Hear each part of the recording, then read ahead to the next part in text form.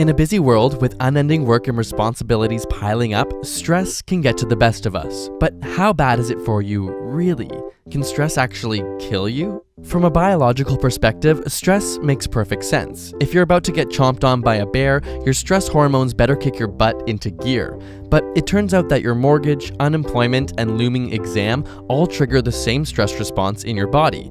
And unlike most animals, which eventually experience a major decrease in these hormones, humans can't seem to find the off switch. Even though it's not life and death, our psychological woes consistently bathe our bodies in these hormones, making our heart pound, muscles tense, and stomach turn. In Japan, they have the term karoshi, which literally translates to death from overwork.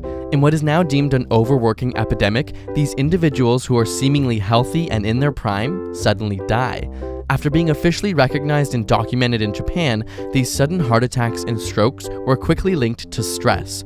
But how does stress cause this? Cortisol is one of the main stress hormones, which helps divert energy to where you need it and away from non-essential functions of the body. But with chronic stress exposure, problems arise. The immune system shuts down, inflammation is inhibited, white blood cells are reduced, and susceptibility to disease increases. Some evidence also suggests that prolonged stress may be involved in the development of cancer. When looking at the arteries of macaque monkeys, those under significant stress have more clogged arteries. This prevents blood from getting to the heart quickly during stress and can ultimately lead to heart attacks. The brain also takes a toll. When looking at mice exposed to stress, we see dramatically smaller brain cells with fewer branch extensions than normal mice. This is particularly prevalent in the areas associated with memory and learning, which may stir up some memories for you of those wonderful all-night study sessions. The acute stress and sleep deprivation can make it increasingly difficult to remember the things we want to. Perhaps the most telling story is in our DNA. We contain something called telomeres at the end of our chromosomes,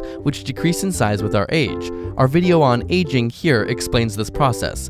Eventually, the telomeres run out, at which point the cell stops duplicating and dies. So telomeres are directly related to aging and length of life. And it turns out, stress may actually accelerate the shortening of these telomeres. But not all hope is lost for the perpetually stressed. Another hormone, oxytocin, has been shown to reduce this stress response. It helps your blood vessels relax and even regenerates the heart from stress-related damage. So how do we get more oxytocin? It's sometimes dubbed the cuddle hormone because it's released during positive social interactions and while caring for others. People who spend more time with others create a buffer or resilience to stress. So when life gets the best of you, just remember, you don't have to go it alone. Spend some time with those you love. It may just save your life. Got a burning question you want answered?